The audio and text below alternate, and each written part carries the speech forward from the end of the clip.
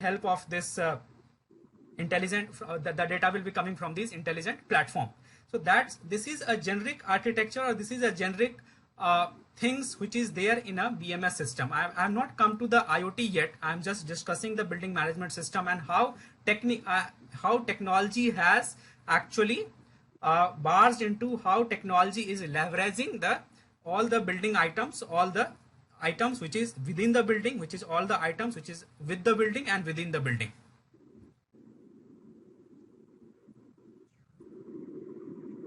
So now coming to that, I have discussed you that all these things are there in your building, and all these things are there. Your requirements are also, I have discussed you that what in which all things you remain interested in. Now our talk of today is the IoT and BMS, the Internet of Things and the building management system. So just to give you the definition kind of thing, maybe most of you are familiar also that what IoT is. IoT is just nothing other than the Internet of Things. What thing is? Thing is any physical object. It is a network of physical objects that will be called the IoT, connected over internet for exchange of data. Maybe HU, maybe your AC, maybe your light, maybe your environment data, anything which is giving the data over the internet, and based on that data you can decide something, you can take some decisions, or based on that decisions you can control that item also. Like sir has asked you that whether environment quality is a matter of IoT or not. You have answered well. Yes, there are the various kind of sensors are there, which is a thing in my case. So those sensors will be giving the data of environment to the server, and based on that I can take decision.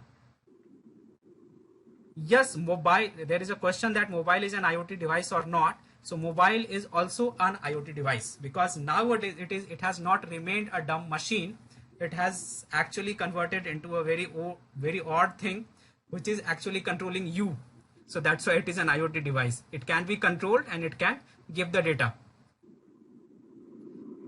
So connected, it is connected over internet exchange of data. So that's what our things are, or any physical object it can be. If I'm talking about IoT, it generally remains consumer centric, means it is individualistic in nature for your home appliance purposes, majorly for the control applications, and it remains non-critical. What does that mean? Normally, if I'm talking about any system through where I can turn on and off my light and fan applications through my phone or maybe through my voice. So I am here bothered only turning it on and off. So that's what is a control application. It is a non-critical also, because if maybe due some network failure, if I have not been able to turn on or off my light and fan using my mobile, I can turn it using switch also. So that's a non-critical application. So that will come under the IoT. But once this will come in terms of the business means, like if I'm talking about a factory, which factory is completely internet connected, all you sitting at your house or maybe at your office, you give the commands to that factory machines, the cobots. These are nowadays cobots and robots are there. So you give command to those robots over the internet, and they make certain kind of products. But if in this scenario, if due to certain network failure or something due to your network architecture based problems, that won't work properly, or some problem has occurred, maybe you have not got the proper data, maybe you have not got the proper architecture of that, it can lead to a critical problem. Your production will halt, maybe you will produce wrong number of products, maybe you have to produce a red color, maybe you have to produce a red color furniture, and due to your wrong commands or maybe due to network connections, you are producing now a blue color, your machine is producing now a blue color furnitures. So what will happen? All your inventory will go waste. So in this scenario, if I'm talking about the Internet of Things, because here also the robots, the connected things, the machines are the things for me, which is connected over the internet for exchange of data. So in this case, it will be considered as the industrial Internet of Things. right? So this is Internet of Things is. Now there is some confusion is coming on that. Let me just clear it you. There is a question coming that if I'm controlling my home appliances, you can see on the chat also that without using the mobile, but not over the internet. So yes, intranet can also work over here. If you have set up an intranet kind of a structure where you are controlling the data, you have a personal server, you have a personal mechanism, you have a personal communication network, and you are controlling and doing the exchange of the data for the purpose of your control and for the purpose of the analytics. So it can be considered under the Internet of Things. It is not only that it will go over the WAN, over the public network. You can also set such kind of a structure and it can be considered as an Internet of Things. Maybe you can set a Bluetooth network based personal server network, and that can be considered as an IoT. But generally what happens in terms of, so IoT can be implemented, but if I'm talking about industrial Internet of Things, generally personal scenario doesn't work out, because there we have to consider about the cloud that I will be coming. We have to consider about the cloud and all of the things. So there the internet has to be in the picture. Then industrial Internet of Things will be based only majorly on the internet, not directly on your personal networks. Another term, it is the building management system.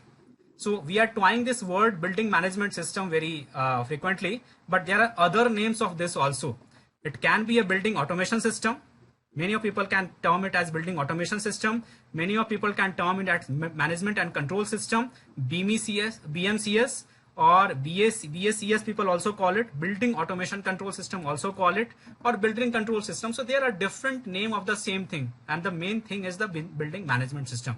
Means the system, the microprocessor based system, actually it is actually an intelligent microprocessor based system which centralizes and simplifies. Means this is a centralized system which controls, monitor, operate and manage whom? The building, the items within the building, the things within the building, the physical objects within the building. For what? For management of the virtual items. What we have discussed in this before and this slide, we have these physical things like HU units, the lighting equipments, the sensors, all the things are the physical, which is controlling the virtual units like weather, ambient light, the access control, the digital access control, all the things are there. So main task of this BMS system is to control, monitor, operate and manage your all of the building tasks. And there is a protocol. There must be a kind of a communication mechanism between all the items are. So Modbus is one major communication protocol, or a very common protocol which has been used for this building management system. There are many other, this is not only one, there are many other protocols are there. I am talking which is most commonly used and which we will use, which we will see in your all around.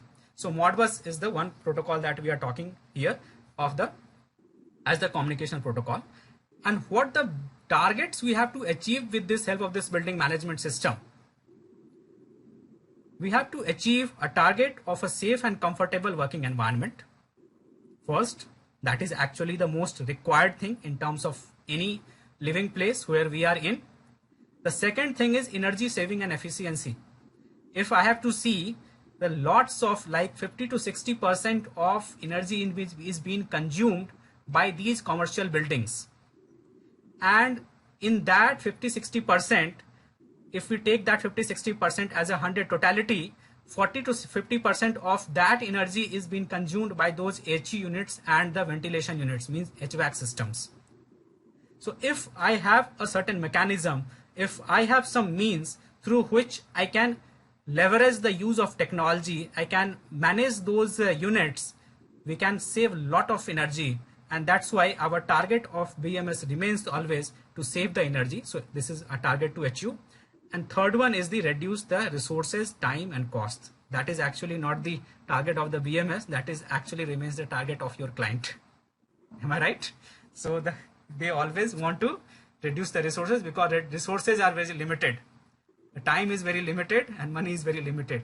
So whenever we are, so the main benefit of technology is to reduce all these things are. So that's why it always becomes a factor whenever we have to achieve any technological achievement. So these three things that we want to achieve using the BMS. Just to give you some brief introductions which we are talking about. So this is the introduction that I'm talking about only on the standalone BMS. We had a topic of IoT and BMS. So first I'm discussing the BMS systems. So BMS is generally used. The BMS is generally considered for mainly HVAC systems. If you go to any of these implementation agencies who make the BMS systems, they will generally first talk you about these HVAC units only. There are lots of things in the building, and there are lots of solutions are also there in the building for the building management system.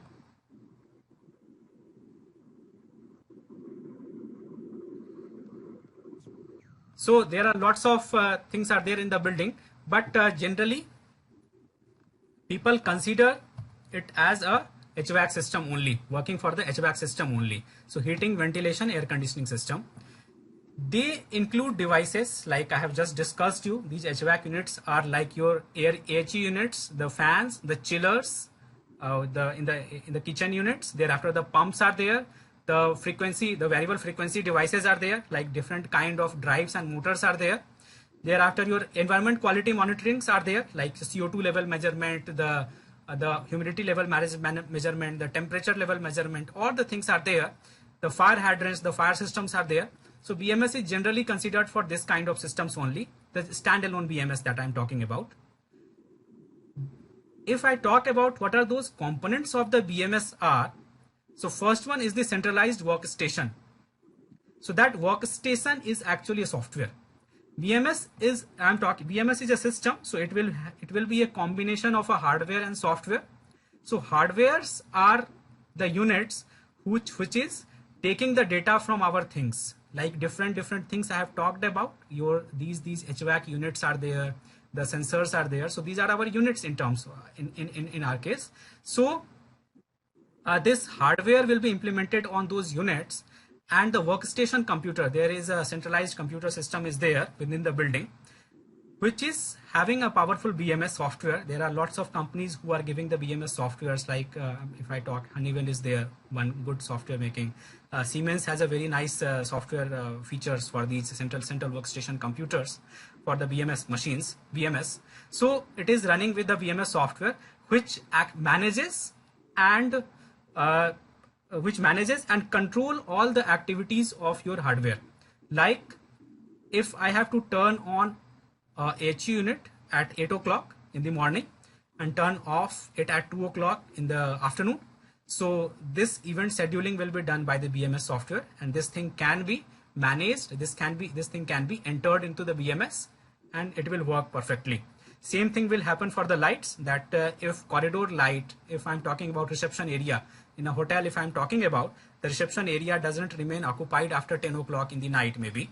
So the lights get dim after 10 o'clock. That's what the scenario that we can make. So this all things are being considered, this all things are being managed using the BMS software. And this is a central unit, generally remains with the executive engineer or with the hotel or with the infrastructure, this software. Now there are how the data will be come to these BMS software, these central workstation. This will come through the DDC controllers. They are called, they are DDC controllers, data controllers they are, or actually they are also called VLC. The name, there are different names are there, and this will be connected to the building control management system loop. So there is a whole, the Modbus that I have talked about. So in that Modbus communication loop, the whole in the whole building, a kind of a wired structure is going through.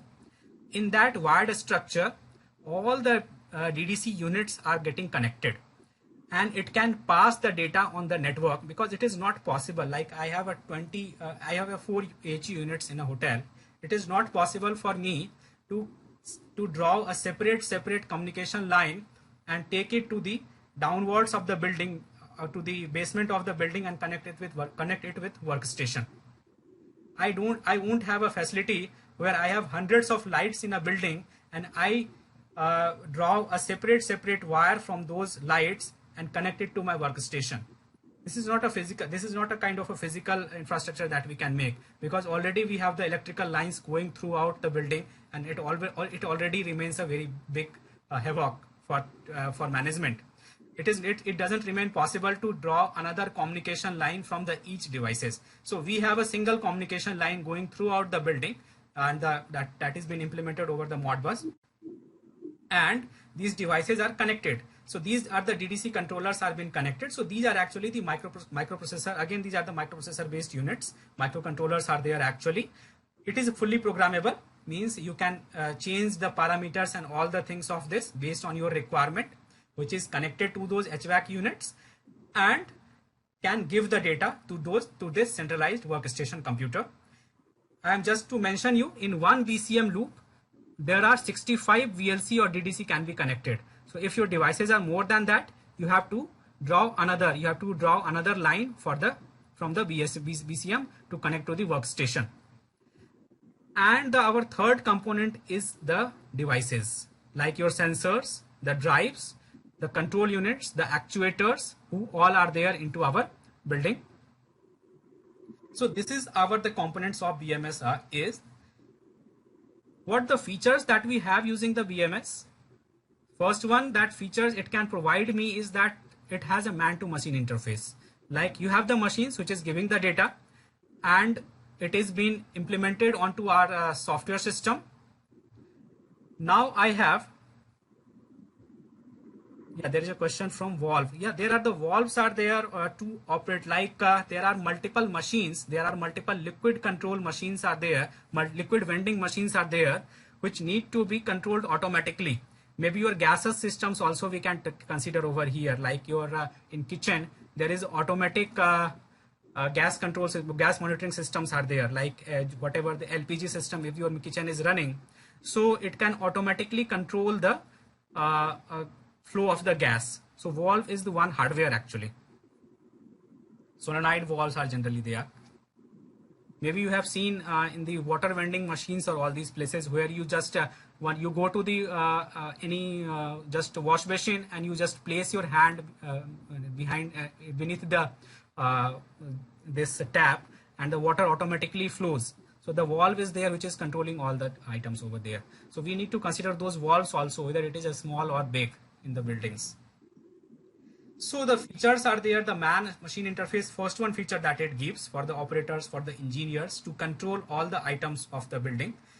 It gives us the reporting, customized reporting, because reporting is very much required for the management, because management doesn't know that when he doesn't have any interest that when the HU is turning on and off. He remains only interested that yes, I have implemented a kind of a system, how much money I am saving from this. Like if implementing this system, if my HU is running at its own efficiency level, like it is not going to be scheduled time on off, it is running at efficiency level of the occupancy, it is giving me the money, because if I am saving, I am earning the money. So that's what the reporting structures that it can give, the BMS.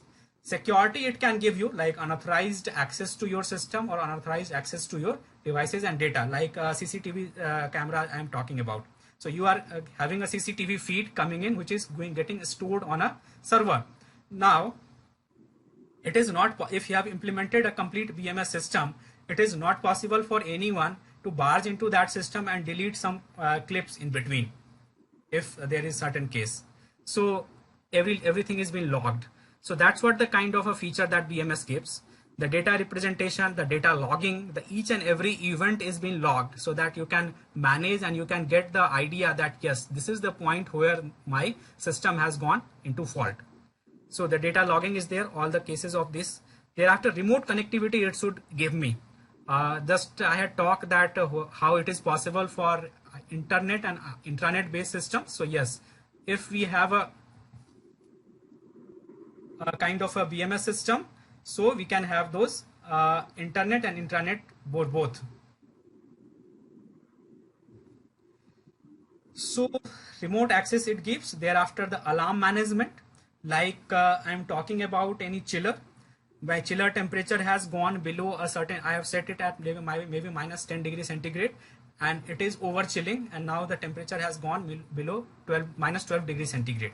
So what will happen? The food items I have kept within it will start going to bad, or maybe it is actually overutilizing my energy levels. My electricity will be going higher because I don't want to go a temperature go below minus 10 degrees centigrade, but it is now going minus 12 degrees centigrade. So my electricity bill is going up. So that's why alarm management features are there, that if this scenario happens, you can get an idea beforehand that yes, you don't have to you have to control the systems, you have to control the your things beforehand. The scheduling it can do, like time scheduling it does, like whether the time scheduling of your machines it can do. So if I have to talk in a nutshell, all the you can see on my screen, starting from the operator functions to the IO devices functions, starting from the top level, from where the person is sitting for the operation, for the reporting purpose, to the below level, to the beneath level, where my devices are there. All the things come under our BMS system. Whether it is your management functions, whether it is your processing functions, whether it is your giving the things on the backup, whether it is your operational hours calculation, whether it is your timely programming features, whether it is your scheduling, all the things are coming under the BMS control systems, BMS management systems. And all this can be used for the planning for a better environment, for a better society, or for a better building structure. Like if I have a, how is this beneficial? Like if I take just a use case, like I have to install a lift in a building. Now I don't know that on which floor. I have a 10 floor building. I don't know that what is the how many number of lifts are required for my purpose, or how many lifts are required on which number of floor. Like I have segregated that from 1 to 4 floor.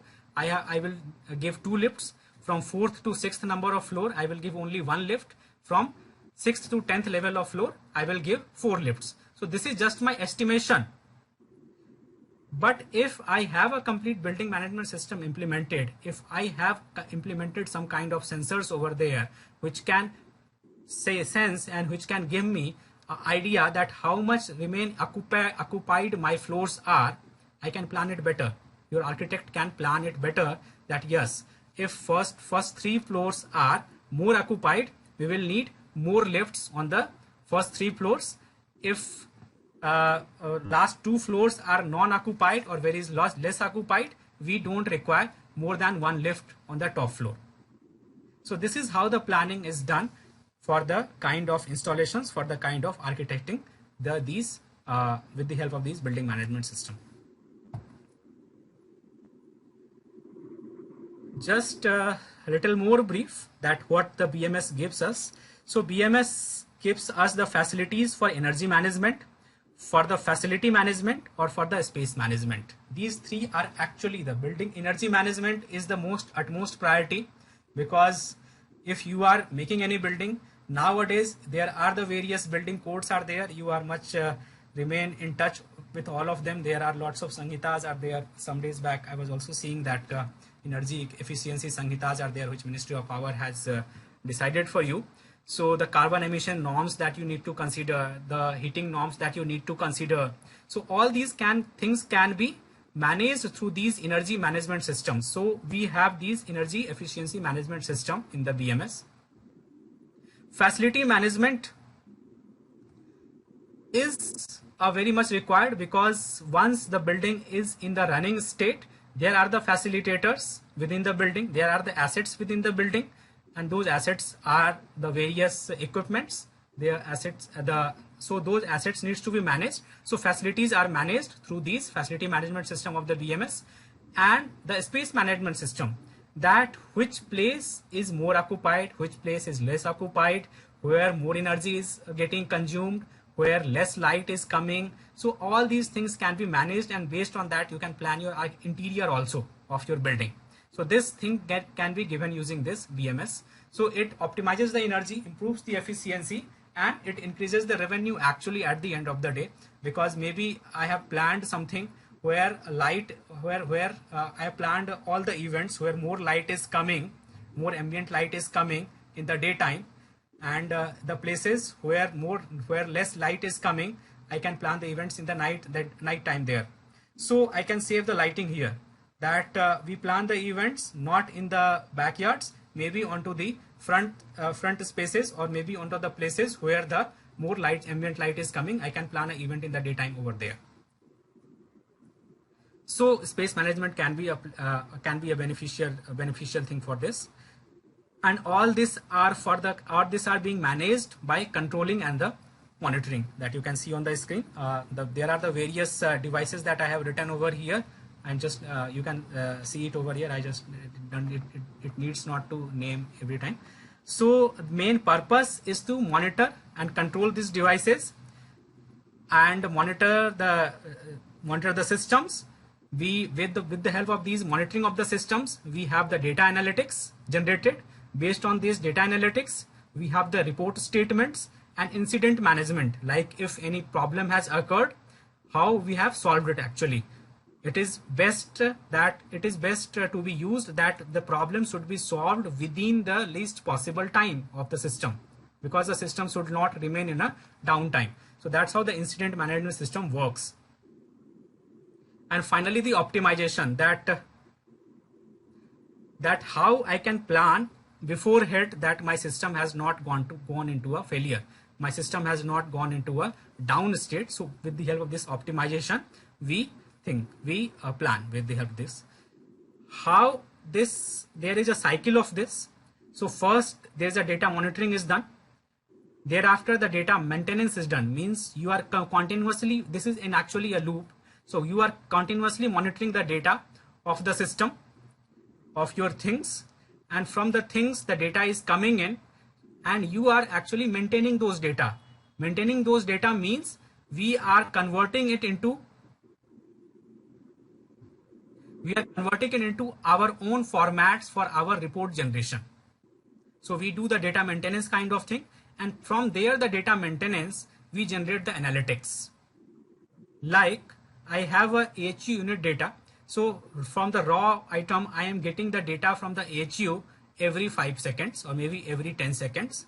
Now my system is consuming that data in a proper format at every 5 minutes. I'm taking that data. Maybe I'm taking the temperature level of my room at every 5 minutes so that I can control the HU. So here my sensor is taking the data at every 10 seconds. That every 10 second data is being consumed and being calculated by my microprocessor system. It is getting stored somewhere. After 5th minute, my data is being sent to the central workstation.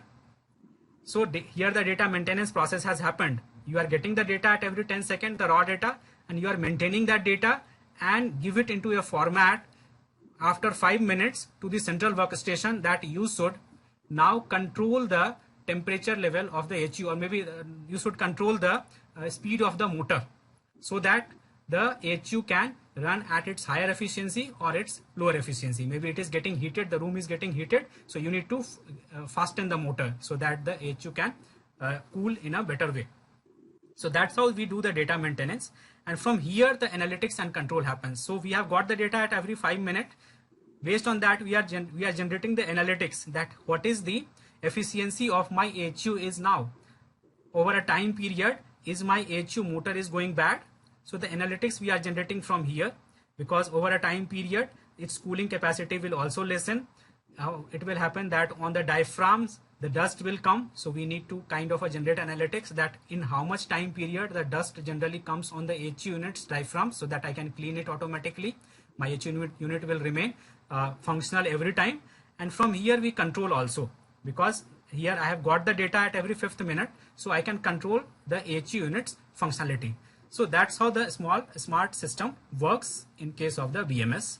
But if it is a generic BMS systems, which I have very much earlier talked, that it is a standalone BMS system, if it will just give you the data.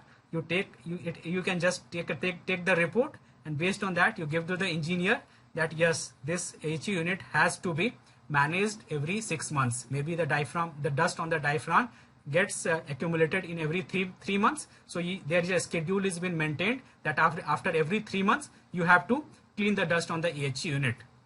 But if it is a smart BMS system using these three loop structure, so my system is getting information that every time, in every update, my system is getting informed that yes, I have to clean the dust maybe after a month also. Because if it is a say dusty season, say it is a more winds are coming in, if it is a maybe in an open place, I can do the things beforehand so that my HUM will remain efficient. There is a very small data is there that I have just talked about, that 59% of the consumption and the 40% in the consumption levels. So that's what that is more relevant for the energy efficiency management levels.